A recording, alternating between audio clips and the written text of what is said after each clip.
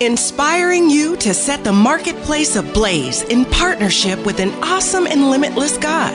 This is the Kingdom Driven Entrepreneur Podcast, and this isn't business as usual.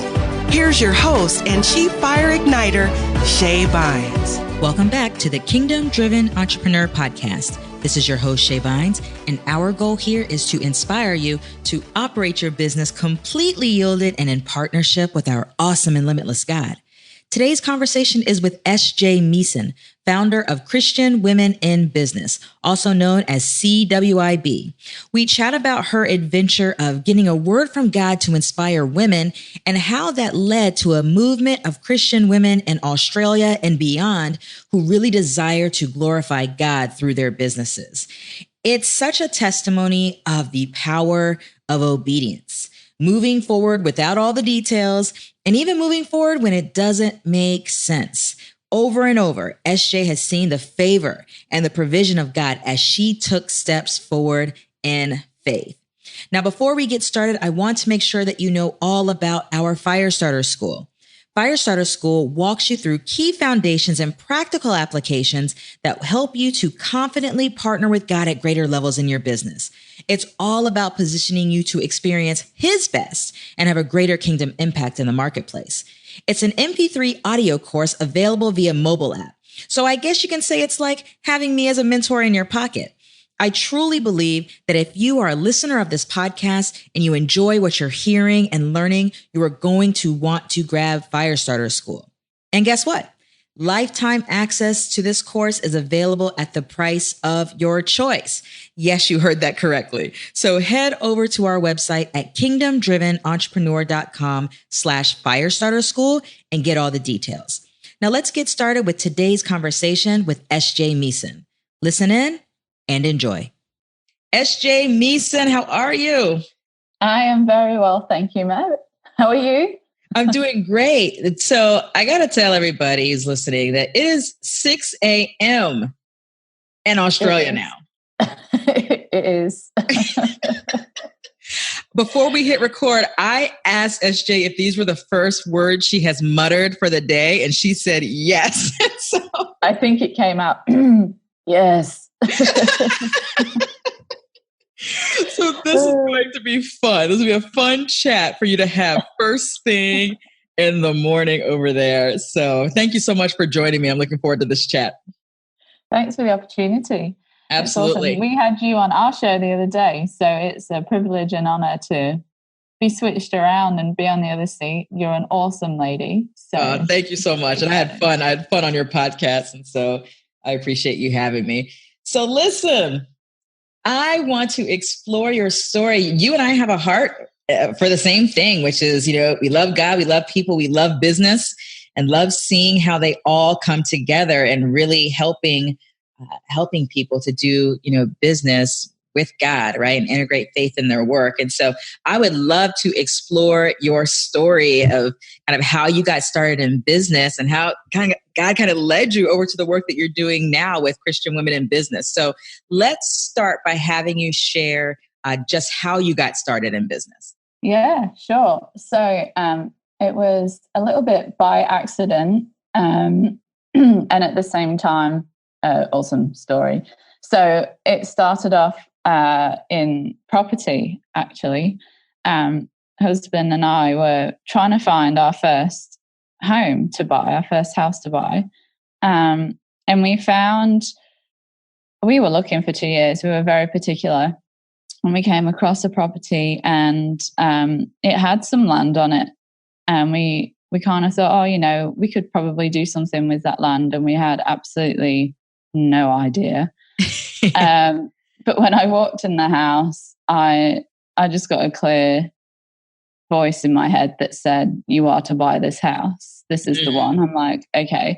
I wasn't really too keen on the house itself to begin with when I was looking at the photos. But as soon as I stood in it, I was like, got the voice. Okay, this is it. Yes. So we managed to get it for, when we look back now, a really good price. Which was lucky. And then some friends of ours, we were exploring what we could do. And some friends of ours kind of said, you could actually do quite a bit with this land. And they kind of put forward some opportunities. And so we're like, okay, that could work. And at the time we were just looking at, I don't know what you call them in the USA, but here we call them granny flats. You said granny flats? Granny flats. Yeah. It's like a little extended room that's on its own in the garden, and it's built for grannies. And we were like, okay. So we actually went to see a draftsman to see what we could get drawn up. And as he was looking at the land, he was like, guys, you can't just build a granny flat here. You can actually build a house. We were like, eh?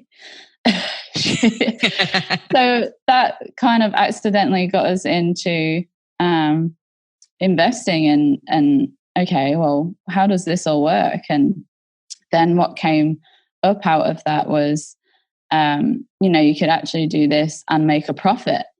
We were like, oh, okay. So then we began to learn about this is really basic stuff. You really stumbled into this thing. Yeah, we were like, oh, okay, well, let's give it a go. And so we basically sold everything that we had. We moved out of the house. We knocked down about 22 trees. That was exciting.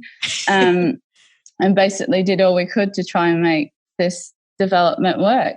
And it did, which was great. And through that, we began to learn, we just got on this whole learning path of learning about property, learning about investing. And then along the way, somewhere in there, I began to learn about marketing as well. This was a few years ago now. And I was like, oh man, this is just so interesting. And basically got addicted to learning about digital marketing and all this other stuff.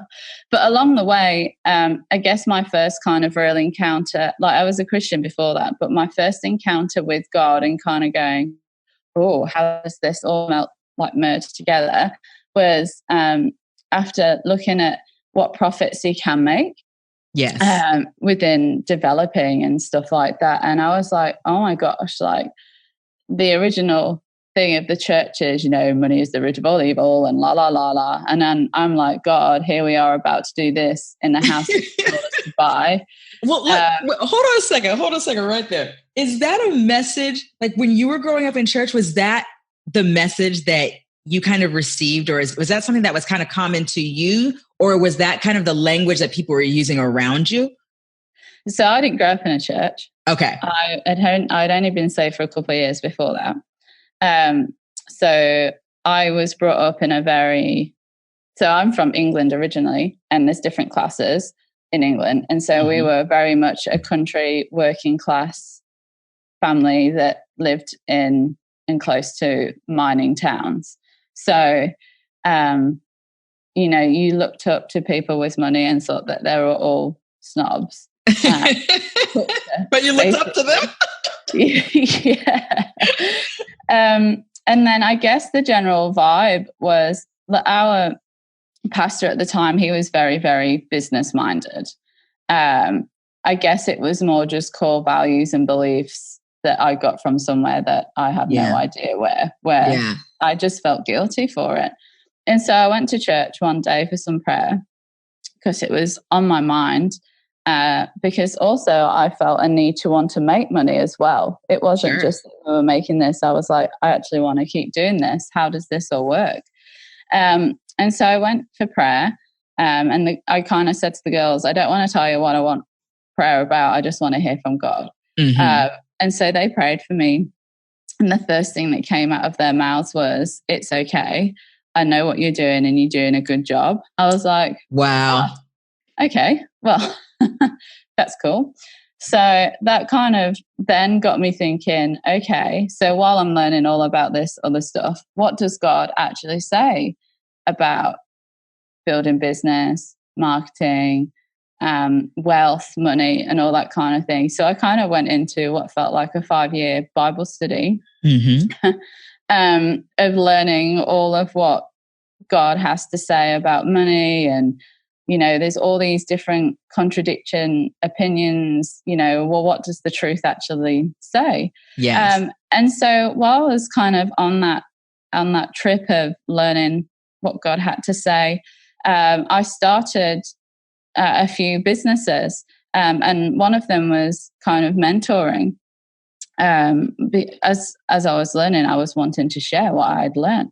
Yes. So other people kind of didn't feel bad. But at that point, I didn't have God kind of at the front end of the business. He was at the back end for what I was learning and what I was doing, but I didn't really promote that I was a love of Jesus. And, so, but I did get to a point where I was like, should I start doing this? Like, should I start sharing that Jesus loves you and it's okay to make money at the same time? Mm-hmm.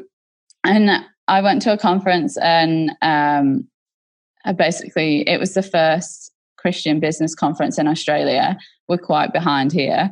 And so I went to it and I was like, God, if this is what you want me to do, I can do this.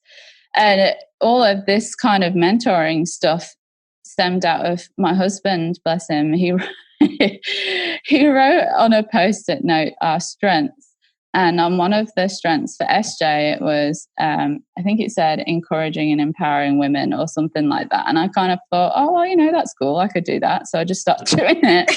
And then here I am at this fork road going, okay, well, now I'm doing this. Should I involve God in the center of this or not? And I ended up doing it. And because I did that, I then changed all my marketing. So on my Instagram, there wasn't really much around back then. But I started sharing about God and business quotes that were in the Bible, that had values, whatever. And a woman got in contact with me going, oh my gosh, I can't believe it. Another Christian woman in business who's in Australia. Like, we have to meet. I was like, okay. So we met, and that's Meg's. So she does all our branding and everything. Okay. She was like, it was like we were sisters that had known each other for 100 years, and it was awesome. Similar to your story. Yeah, so exactly what I was thinking. Yeah. So we met a few times, and we were just kind of like, where are all the other Christian women in business? Like, so we searched around the internet, and we were like, there's no actual community for chicks to come and just talk about God and life and kids and business, and how does that all merge together, and et cetera, et cetera.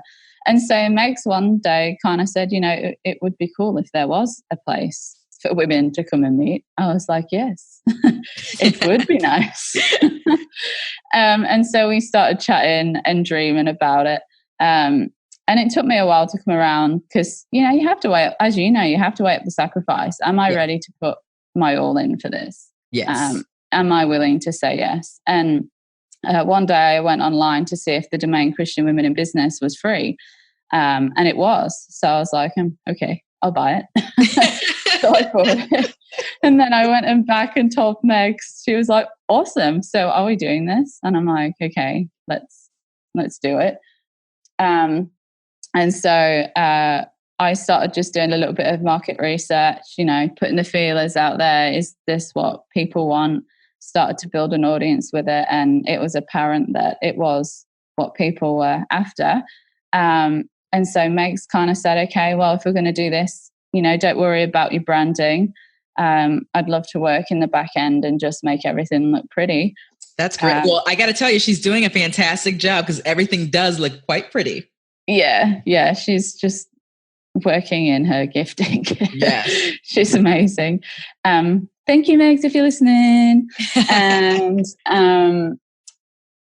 so she was like, I'll design everything. And then I knew a web developer, so he helped me pull the website together.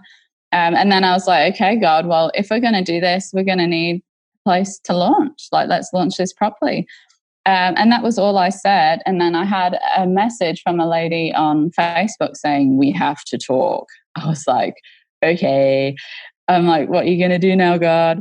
And we met, and she was like, I was thinking of running a Christians Women in Business conference in Australia. I was going to have it in November, but God's told me not to do it then.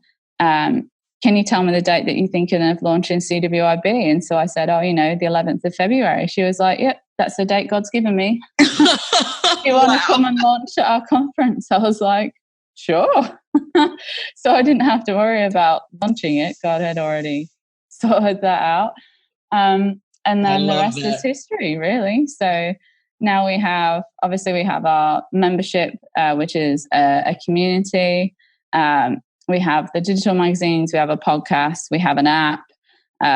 It's all kind of just been a learning curve of, okay, how can we better serve our community? So our 3 words are encourage, strengthen, unite. So it was like, okay, so how can we do that to the best of our ability to serve the women who need it? So yeah, it's kind of just taken off. And this is how many years in are we? Is this like year 3 now? For CWIB, we're into year 3. Yeah. That is fantastic. What I love about your story, SJ, is how it was almost like you just started taking steps, right?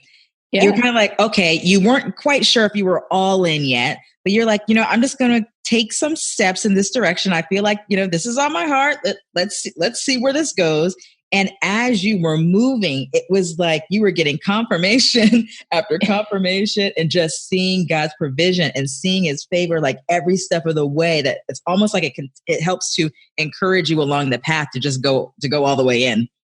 Absolutely, it does. Yeah. And it's cool because when you work in the kingdom, that's when these testimonies start coming out, and that's when you can share them, and that's when it brings glory. Yes. And God gives you those opportunities to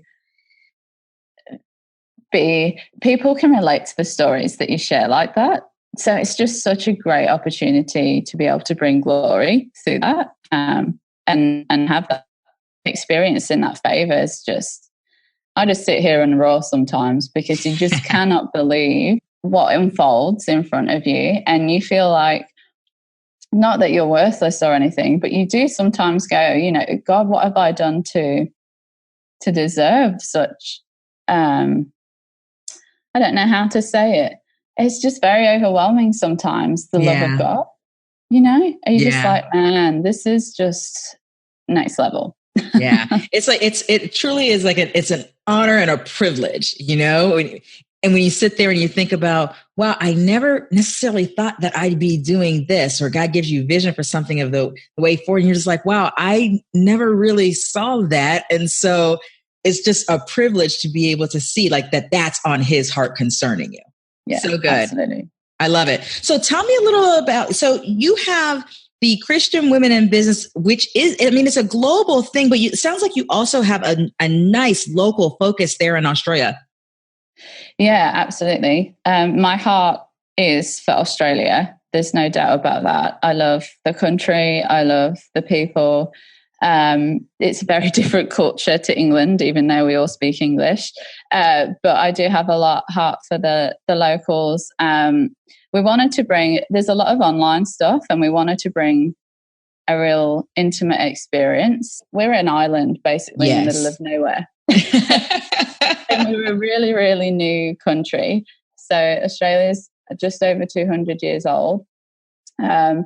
So it's still in the early, even though we've got cities and things, it's still really in the early stages of development, compared to somewhere like the USA, where you guys are really built up now, and you've got your foundations. So often Aussies can feel quite isolated. There's not much resources. Actually, in Australia, you often have to go and travel overseas for summits and for awesome things. But we're slowly catching up. So my heart is to keep it in Australia, keep it Australian, but that doesn't mean that we don't have a heart for the globe either. So we've got members from England, Scotland, Ireland, South America, South Africa, Switzerland. We had office, Swedish, America, obviously, Canada. So yeah, it's kind of, but they love the Aussiness about it. Yes. So, people are like, why don't you go to the USA? I'm like, no, we're Australian. I don't need to. Yeah, this is where God's put us. God wanted right. us here. That's so that doesn't mean that you can't join in on the fun and, put a snag on the Barbie, even though no one says that. What is it that people always say? Someone said it in one of those rude movies that was, I can't remember what it was, but it was an American movie. And he's like, let's put another shrimp on the Barbie. I'm like, no one says that. Nobody says that? Oh man, that's so funny. But I love that. And I love that, that you're unapologetically focused on where you have a heart for. Even in your domain name, it is not .com, it's .com.au. It's very clearly, this is Australia. Australia is on our heart. Yeah, absolutely. Absolutely. And it's a great opportunity for other people to come experience Australia as well. Like, we're not saying don't come to our conferences or anything like that. We're like, our doors are wide open. Come and have a real Aussie experience over here. We have some folks in our Igniters mentoring program from New Zealand and Australia. And I keep telling them, I was like, we have to have a gathering in Australia sometime. Yeah, man. Let us know when you come over and we put shrimp on the Barbie. Put some shrimp on the Barbie. I was just about to say that. We can put some shrimp on the Barbie. That is hilarious. Okay, so now, SJ, I would love to explore what it looks like for you. Oftentimes here on the podcast, we're talking about just this journey of what it's like to just be led by God. Sometimes it's a journey that takes you in places you just never really anticipated. Sometimes there's decisions that you wouldn't have normally have made, but the Lord led you in a particular direction. And you just said, okay, I'm going to go for it if you said so, Lord. So I'd love to explore what it looks like for you just from an operational standpoint to just do business in a way that's really led by God and in partnership with Him. Well, I guess I'll give our marketing example as an example of that. So I set our calendar. People think I'm weird because I actually operate kind of a year in front. I'm never actually at today. I'm always looking into the future and going, okay, when do we need to plan that? What does need to happen with that? Because when you run conferences and things, you need to be ahead of time. Yes. Because you need to start promoting in time. And also when you run a community, you also need to be planning, what's coming up, when's this, how's this all going to negotiate together? And so I'm going to give you a couple of different examples. So the first one is when we first launched CWIB and we opened up the membership. Obviously, I knew that I wanted to do a membership model, and that was going to work. Like, you have to make a business kind of work for you and your family, your lifestyle as well. So I knew I wanted it to be a membership. And when we had our first intake, we were open for about 2 weeks. It was really successful. And then God said, shut the doors. Mm-hmm. And Megan and I both heard that very clearly. So I was like, okay, I'll shut the doors. Because I knew I wanted a membership, but I wasn't sure how all that was the marketing was going to work and things. And so we had the first intake. God said, shut the doors. And so I was like, okay, so maybe we are just going to do an intake process throughout the year. And so I trusted in that. And different people would challenge me. So those challenges the questions were, well, what if the what if the member's hot right then and you don't have your membership open? And I'm like, that's okay. We're trusting God. Like, this is how it works. Yes.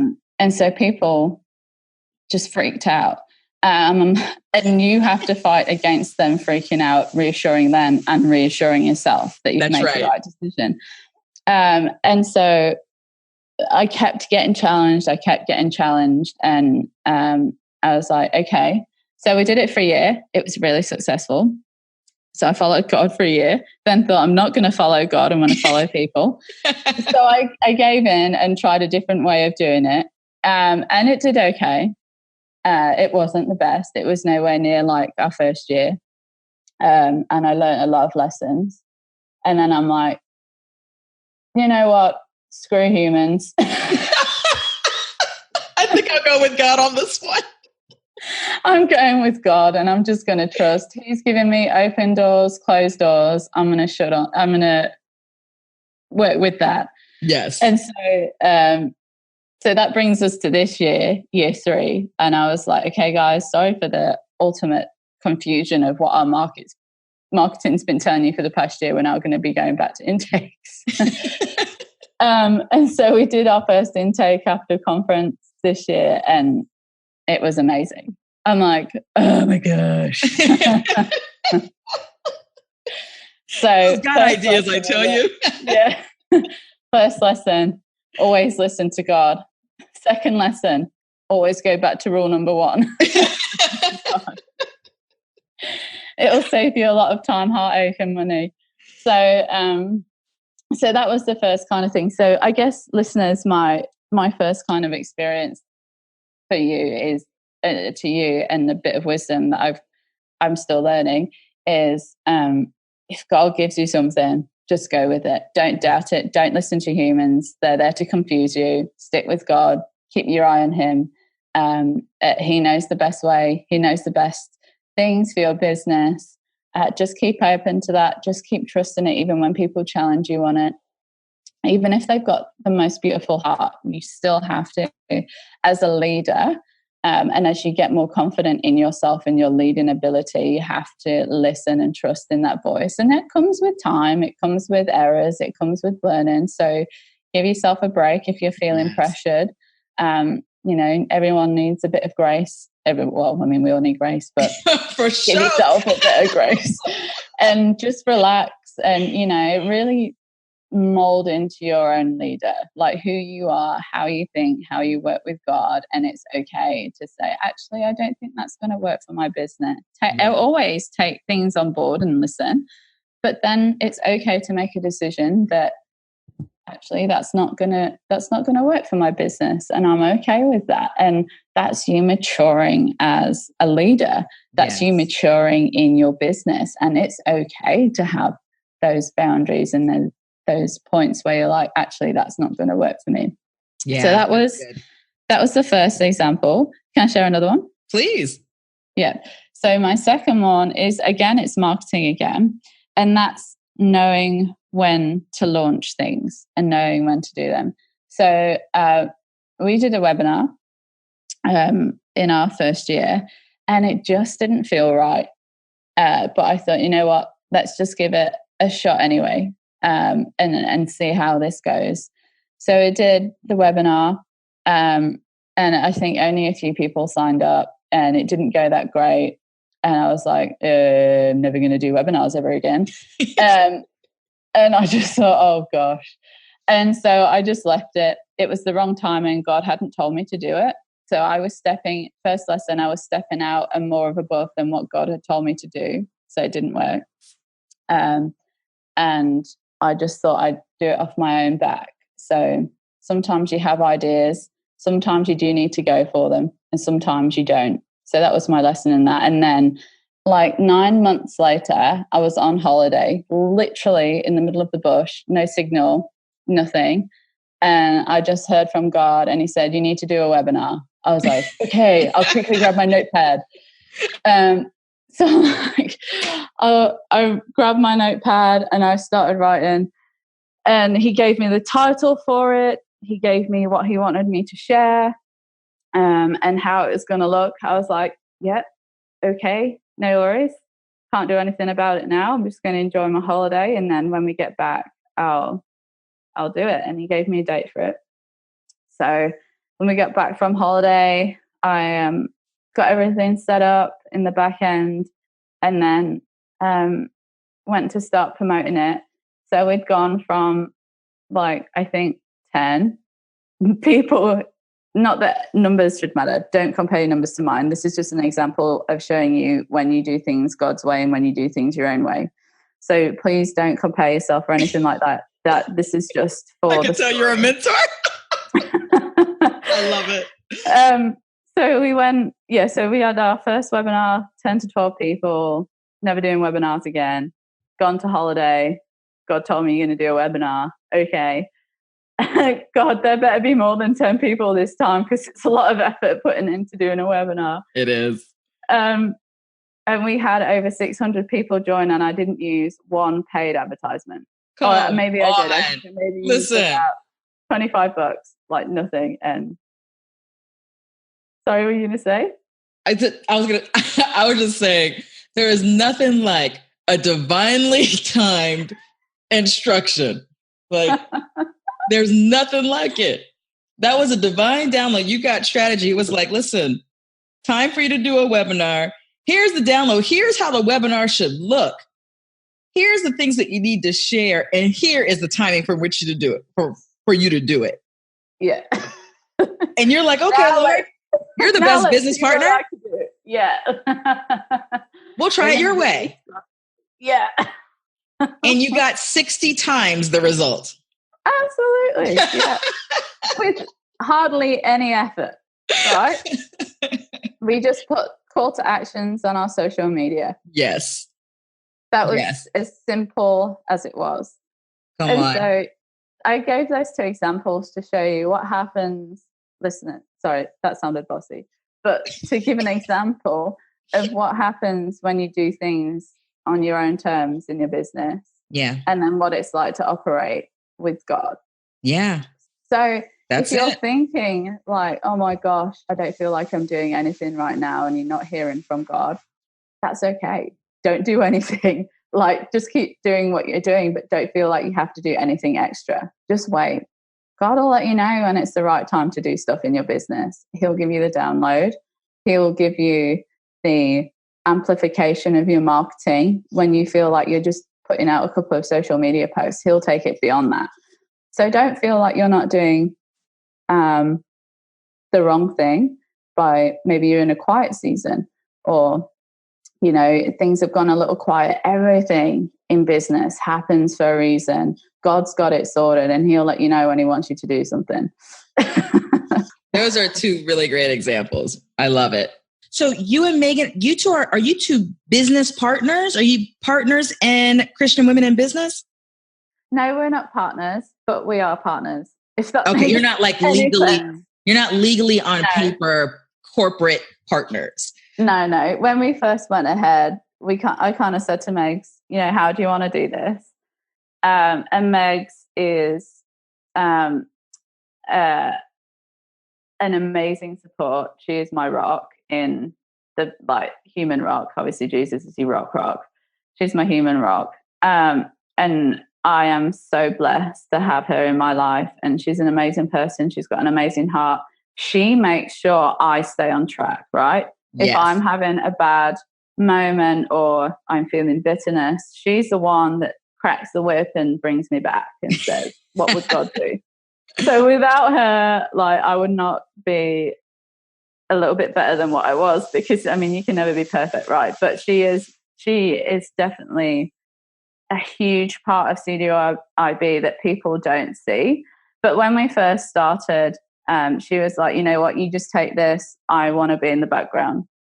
I was like, you sure? Yeah. Okay, let's do this. So I've basically been the front end, the face, the main person that people know about on the front end. Does that make sense? I don't know how you say that without sounding. Yeah, everything you said made sense. Okay, cool. I don't want to sound like I'm just you didn't sound any kind of way. Okay, cool. So that's my role, but Meg plays a massively crucial part in the back end. So whenever anything goes wrong, she's a phone call away.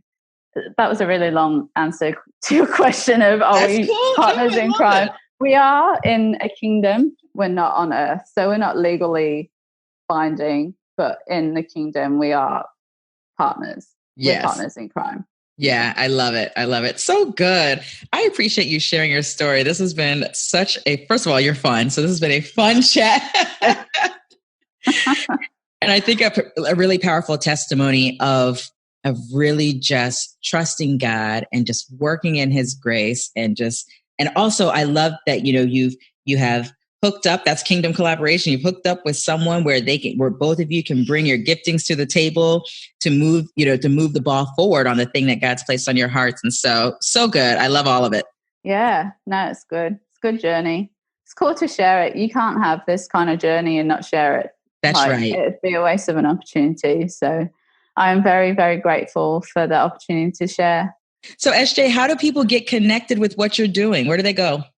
Well, you can, if you've got a mobile phone, you can go onto Google Play or the App Store and search Christian Women in Business, and you can download our app, and everything is on there. So there's daily Bible verses, there's our podcasts, there's all our events are on there. So if you are in Australia, you can see where our meetups are. If you're in the USA, we do have online stuff as well at different time zones, different times of the day. So we try and cater for everyone. But yeah, everything's on the app. So that's probably the easiest. And you can find us on Facebook, Instagram, and we've got our website. Very good. I love it. Well, thank you so much, SJ. I really appreciate you. Yeah, no worries. Thanks for having me. Thanks for joining us on the Kingdom Driven Entrepreneur podcast. If you've enjoyed what you've heard today, we encourage you to subscribe and spread the word. And don't forget, you can gain access to even more resources, plus a thriving community of fire starters by visiting our website at kingdomdrivenentrepreneur.com.